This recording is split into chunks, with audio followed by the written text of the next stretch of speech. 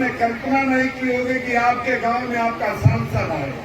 11 करोड़ से ज्यादा किसान सम्मान निधि दी तो किसी के साथ जात और धर्म के नाम पर भेदभाव नहीं किया। 11 करोड़ से ज्यादा शौचालय देने का काम किया तो किसी पे जात के नाम पे, धर्म के नाम पे, वोट के नाम पे हमने भेदभाव नहीं किया। 10 करोड़ से ज्यादा उज्ज्वला गैस कनेक्शन देने का काम किया तो किसी पे जात धर्म के आधार पर हमने भेदभाव नहीं किया। हम ये कहने आए हैं कि 2024 में चुनाव आने वाला है। अब बहुत सारे लोग आएंगे जात के नाम पे, धर्म के नाम पे, क्षेत्र के नाम पे आपको बहलाने और भुगताने, आपको बहकाने आएंगे। मेरा हाथ जोड़ के निवेदन है, हम ये नहीं कहते कि सभी काम हो गए, बहुत काम हो गया और बहुत काम बाकी है। हमने कौशाम्बी लोकसभा का कोई गांव मवंजरा नहीं बचा जहां पर विद्युतीकरण नहीं हो गया। कौशाम्बी लोकसभा का कोई गांव मवंजरा नहीं बचेगा जहां 2024 से पहले सब घर को नल से जल मिलना प्रारंभ न हो गया। इसलिए हम निवेदन करने आए हैं, प्रार्थना करने आए हैं कि जब जात के नाम से वोट मांगने आए तो उनसे पूछना जरूर। जब कोरोना की संकट की घड़ी थी तो 5 किलो पर व्यक्ति निःशुल्क राशन देने का काम किसकी सरकार ने किया था, उनसे पूछना जरूर। जब कोरोना जैसे संकट की घड़ी में लोग थे उनको निःशुल्क टीका लगाने का काम किसकी सरकार ने किया है, उनसे पूछिएगा जरूर कि 2010 में जो सड़कें बनी है उससे पहले बनाने का काम आपने क्यों नहीं किया।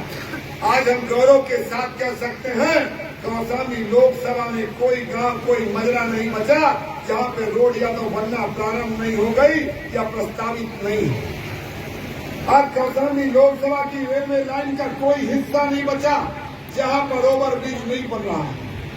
और आज जब मैं एयरपोर्ट से निकला और देखा कि 4 लेन सड़क का निर्माण हो रहा है, किसी ने कल्पना नहीं की थी कि एयरपोर्ट से लेकर कौशाम्बी उत्खनन स्थल तक बौद्ध सर्किट का 1000 करोड़ की लागत से रोडों का निर्माण होगा।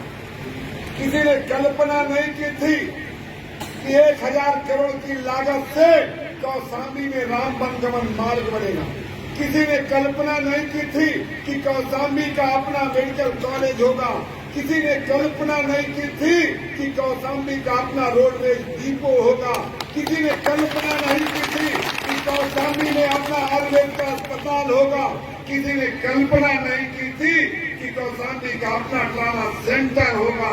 और आज कह के जा रहा हूं कि आने वाले समय में कौशाम्बी में बड़ी मात्रा में पर्यटक आने वाले हैं। जब ये रोडों का निर्माण हो जाएगा और जब मैं एक बात और कहना चाहता हूँ, किसी ने कल्पना नहीं की थी कि कौशाम्बी के वैभवशाली इतिहास को सुरक्षित करने के लिए, कौशाम्बी के वैभवशाली इतिहास को देश और दुनिया में दिखाने के लिए उसका अपना संग्रहालय होगा। आज संग्रहालय निर्माणाधीन है, यात्री सेट निर्माणाधीन है। मैं केवल इतना कहने आया हूँ कि बहुत काम हुआ है, अभी बहुत काम करना बाकी है। सबसे बड़ा काम करना बाकी है रोजगार के क्षेत्र में। मैं ठीक बोल रहा हूँ कि नहीं? ऐसा कौन सा घर है जहाँ पे बेरोजगार नौजवान नहीं है? मैं पूछना चाहता हूँ कि जो घरों में नौजवान बेरोजगार है वो 9.5 साल के मोदी सरकार के नीति के कारण है क्या, या 6.5 साल के योगी के नीति के कारण है? अरे हमारी सरकार में जो बच्चा पैदा हुआ 9.5 साल का है, 6.5 साल का है। हम तो पुरानी सरकारों के कुनीति का घोर है। जब मैं ये बात कहता हूं तो लोग कहते हैं कि बात आप सांसद जी ठीक कर रहे हैं। और ये बात मुझको ध्यान में कब आई, जब 2017 में उत्तर प्रदेश में सरकार बनती है। उत्तर प्रदेश की सरकार पहले कैबिनेट के पहले निर्णय में 85 लाख किसानों का 36,000 करोड़ रुपया माफ करती है। तो मैंने मंच पे कहा था, इस देश का अन्नदाता, इस प्रदेश का अन्नदाता आपसे भीख नहीं चाहता, वो चाहता है कि समय पे बीज दीजिए, बिजली दीजिए, पानी दीजिए, और जब फसल खड़ी बन के तैयार हो जाए तो उसको खरीद लीजिए। अजंता की जय न बोले तो समझ में आता है। माताओं को, बहनों को तो बोलना चाहिए। मैं सीधे दिल्ली से आ रहा हूँ और कल बिल पास करके आया हूँ। कौन सा बिल? कि अब चाहे विधानसभा का चुनाव हो, चाहे लोकसभा का चुनाव हो, चाहे ब्लॉक प्रमुखी का चुनाव हो, चाहे प्रधानी हो, उसमें 33% क्या परसेंट? 33% महिलाओं का आरक्षण।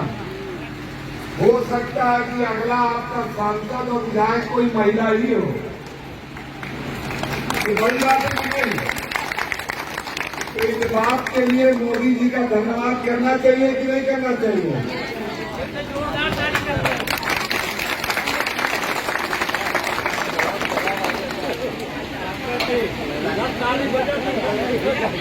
अच्छा, वो लोग काय बजावा, उनके बजाने पे हम चला गया है।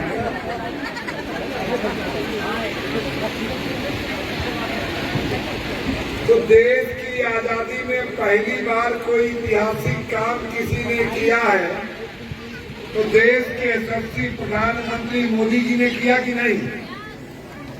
देश की आधी आबादी यानी 50% महिलाओं को अब सांसद और विधायक बनने से कोई रोक नहीं सकता। सही बात है ना? अब बेटियों को तो जोरदार ताली बजाना चाहिए। पूछिए क्यों? माता बहनें तो नहीं बन पाएंगी, हो सकता है कि उनकी इच्छा न हो, लेकिन जो बेटियां हैं आगे चल के जब जो राजनीति में सक्रिय है, जो सामाजिक रूप से सक्रिय है, और जब 33% आरक्षण होगा, मान लो कल कौशाम्बी लोकसभा हो जाए कि महिला लड़ेगी, आरक्षित हो जाए, तो हम ही दिया लेके ढूंढेंगे कौन बहन को लड़ाया जाए। बात सही कि नहीं? तो ऐसे यशस्वी प्रधानमंत्री जी के 17 सितंबर के जन्म दिवस के अवसर पर यह कार्यक्रम आयोजित है। तो ऐसे प्रधानमंत्री को हम लोगों को, आप लोगों को, माता और बहनों को आशीर्वाद देना चाहिए कि नहीं देना चाहिए? देना चाहिए कि नहीं? जोर से बोलो। उनको दीर्घायु होना चाहिए कि नहीं होना चाहिए? उनको निरोगी होना चाहिए कि नहीं होना चाहिए? होना चाहिए ना? तो उन्हीं का जन्मदिन मनाने के लिए आज हम लोग आए हैं। देश के यशस्वी प्रधानमंत्री जी के जन्म दिवस के अवसर पर भारतीय जनता पार्टी के राष्ट्रीय अध्यक्ष आदरणीय जगत प्रकाश नड्डा जी के नेतृत्व में संगठन ने तय किया है कि पूरा एक सप्ताह हम सेवा पखवाड़ा के रूप में बनाएंगे। जन्मदिन का मतलब होता है जश्न, जन्मदिन का मतलब होता है केक काटो, लेकिन प्रधानमंत्री जी ने कहा कि मेरा जन्मदिन केक काट के नहीं मनाना है, मेरा जन्मदिन जश्न मना के नहीं मनाना है। मेरा जन्मदिन अगर मनाना है तो इस देश के गरीबों को, इस देश के शोषितों को, इस देश के पीड़ितों को, इस देश के किसानों को उनका सेवा करने का काम करें।